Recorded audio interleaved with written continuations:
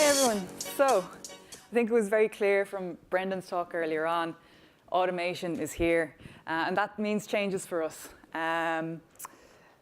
Brendan talked about how, there's probably opportunities for us in three broad categories of roles going forward. The creators, the composers, and the coaches.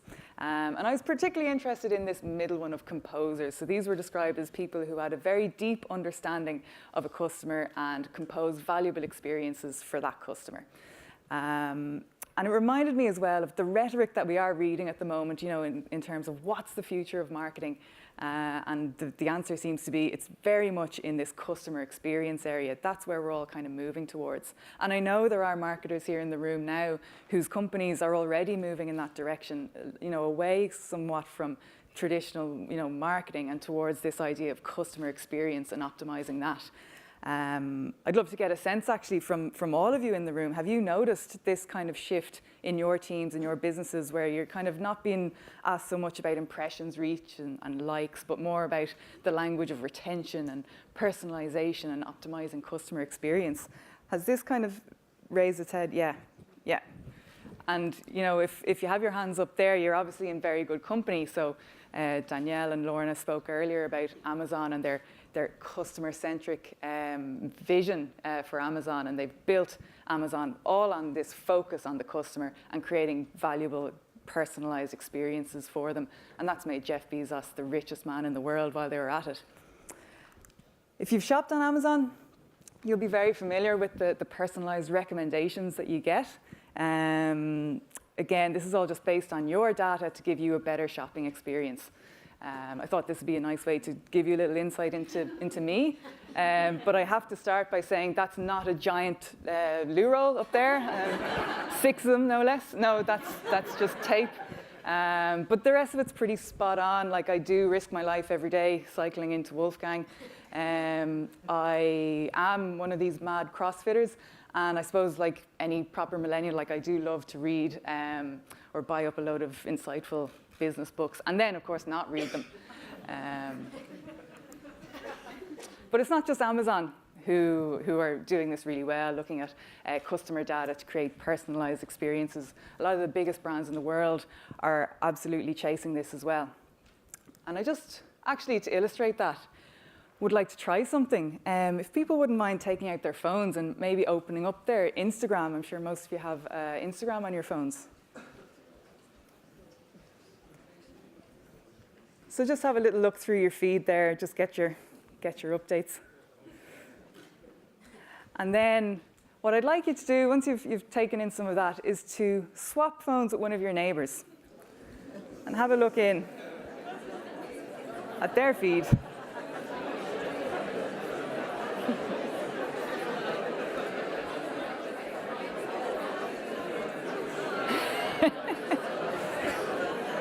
Okay.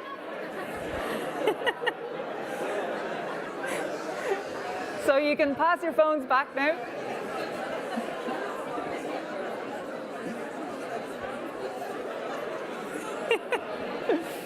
Okay, you can pass your phones back.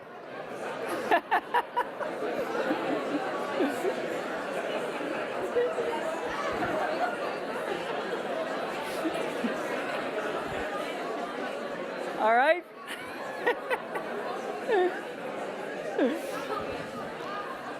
Okay. Give your phones back, please.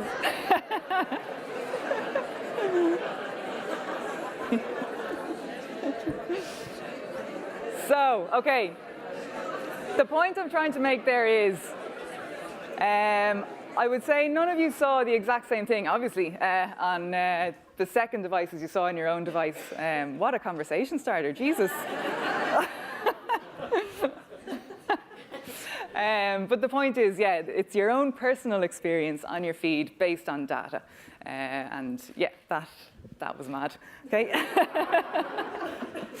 But yeah, okay, we can very easily take this for granted, this access that we have to customer data and the power we have to craft great experiences based on that. In the past, like in pre-digital, which isn't that long ago, it was a very, very different story. It looked like this, where we had brands and we had customers. And with giant, great big barriers in between the two of them. The first one was retail. So if you were a brand and you wanted to get a product to your customer, you pretty much had to go through a retailer. And that meant you couldn't answer quite simple questions like what products are actually selling and who's buying them. Secondly, you got mass media. So brands and retailers would have to buy up ad space in mass media, the likes of TV, radio, in order to get messages to customers. And that's kind of where it ended. Like they couldn't really see after that, like who was seeing or reading these messages and what kind of reaction were they getting. So very, very difficult for brands to reach customers, and more importantly, difficult for any feedback to get from the customer back to the brand. And very, just impossible really to make customer-centric decisions in that sort of environment. But as we know, digital came along and changed the game. Tore down these barriers, so mass media kind of crumbled, and brands were now able to get messages to customers through digital and social channels. And this was massively important because now they could get some visibility on who was seeing their ads and, again, how they were reacting to them finally. Then we had retailers as well, so brands had their own websites. They didn't have to go through a retailer anymore if they didn't want to. They could try and sell directly to the customer online. So we've got this different relationship now where brands can get much, much closer to their customers and, as I say, make much better customer-centric decisions based on the feedback they're getting. So this new kind of setup was the start of the direct-to-consumer revolution. You might all remember the Dollar Shave Club, the original gangster of direct-to-consumer. These guys, when these walls came down, when the barriers came down, they recognized an opportunity to start selling razor blades to men at a really good price. And even better, they'd sell it through a subscription type model and have the razor blades delivered regularly to the customer's door. Very convenient. So, of course, it wasn't long until big brands started to take notice of this and feel very, very threatened by this because they saw this little upstart getting extremely close and nice and tucked up and cozy with its customer. The likes of P&G, for example, who really didn't like this one bit. Unilever shat the bed and bought up Dollar Shave Club for $1 billion.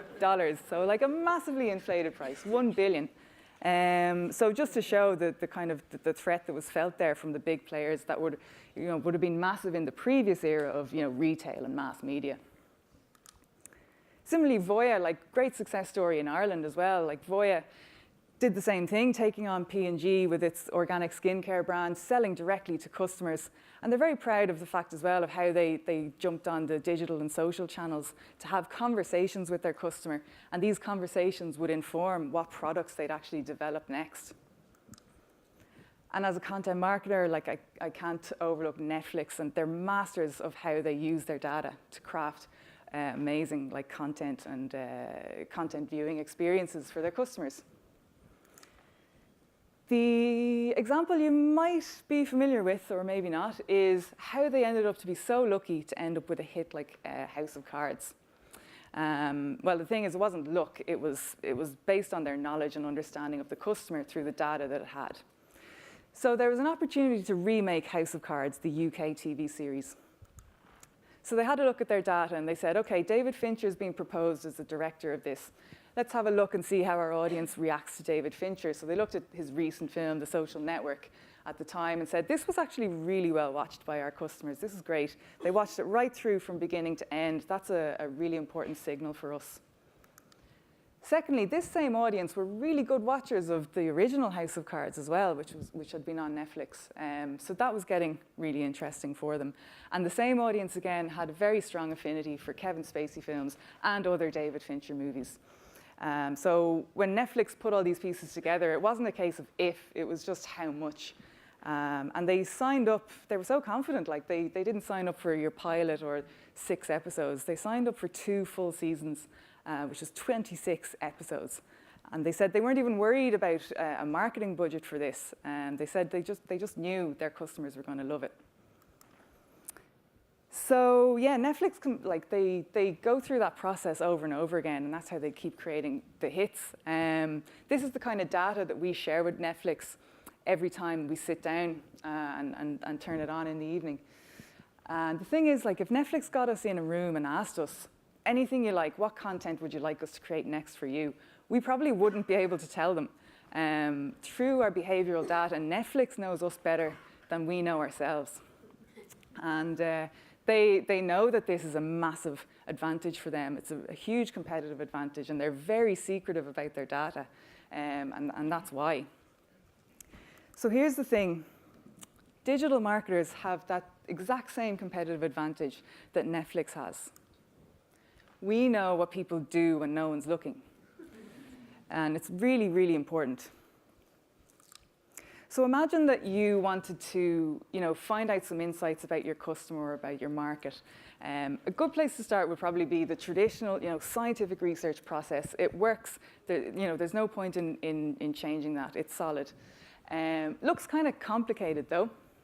But if we look at it again, just thinking about what we do every day as a digital marketer, we start to realize that actually we're already doing a lot of these steps as part of our day-to-day. So for example, like defining business challenges, that's kind of always on our radar. We're always coming across new business challenges and opportunities.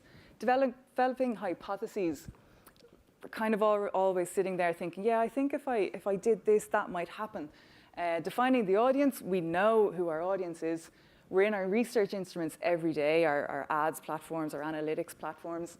Data collection, that happens when we're asleep. Brilliant. And then we interpret that data, analyze it, and we make our marketing decisions based on that. But that's where we're missing our biggest opportunity. Why do we stop there? And why do we not go a bit deeper into all of this amazing data that we're collecting and turn those into much deeper insights about our customer, about our market, and make decisions not just for marketing, but bigger business decisions as well.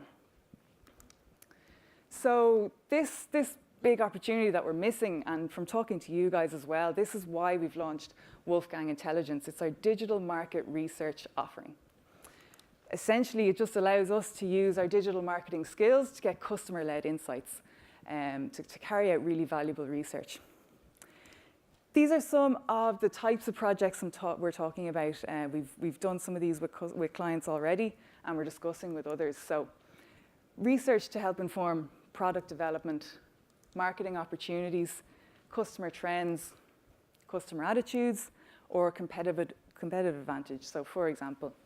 And I think it's in the research of projects like this where all of us as digital marketers have our competitive advantage going forward into this new world where there's automation, and we're looking at a new role as maybe composers. So here's 3 examples of that unfair advantage that we have in this space. First, the world is your panel. So back before, when we had these big barriers between us and customers, it was really, it was difficult to get access to them. And there was great comfort in going to a traditional market research company because they had this panel just sitting there ready and waiting to answer questions for us. And that was great. But the thing is now, digital marketers, no one has better access to a world-sized panel as digital marketers do through the channels that we use every day. Secondly, that objective data, you can't argue with that. And just coming back to that Netflix point about how we know what people are doing. I'm actually a big advocate of sitting down and getting face-to-face with customers and talking to them to find insights that way. But the point is here, we don't have to rely overly on that. We don't have to rely on people telling us what they think about something or what they think they do. We can see what they think and we can see what they do. And thirdly, we've got a digital toolkit. We have an abundance of really powerful tools at our disposal, and we really know how to use them. All we have to do with these is take off our marketing hats and put on our researcher hats, and we can start to use these things in a slightly different way to give us slightly different insights and answer different questions completely. And this is a massive advantage we have. One of these tools in our toolkit, for example, is the AdWords search term report. I'm sure maybe some of you have had a look through your search term report. It basically tells you what people have searched for just before they clicked on your ad. You might know it's a very, very insightful place to have a look around, and it can be also very amusing. Some examples of search terms that have come out of some of your reports, for example, cosmetic surgery in a warm country around Christmas. Very specific, very specific. Ireland nursing home with a pub. Scored in town, neat hotel fast, Dublin. So we get hours out of this, it's great. But I mean, we look at them again, and there's actual real insight in there once you stop laughing. There's like the first one, cosmetic surgery in a warm country. Like that suggests maybe there is an opportunity to tie in a holiday experience with your cosmetic surgery offering. Like that sounds like something worth exploring as a new innovation in your business. Secondly, Ireland nursing home with the pub. I mean, that's a little bit sad. Like it kind of hammers home that importance of maintaining normal ways of unwinding and socializing, even for people that are in nursing homes. And the last one, like who's with a hotel here? Anyone with hotels? Yeah. I mean, I think you'd be very popular if you came back into your boss and you said, look, we've got this insight, and I think I can come up with a strategy for selling unoccupied rooms at 11 o'clock at night on a Friday. So it could be something to look into, you know. Yeah, I think that might go down very well. So I'll leave you with that. Basically, I hope that this has started to maybe turn some of that anxiety about the future into excitement, about this new role that we could have on our hands as composers. There'll be other professions looking to get in on this as well and be the ones adding value there too. But I think with the unfair advantages that we all have as digital marketers, they'll have to fight us for it. Thanks.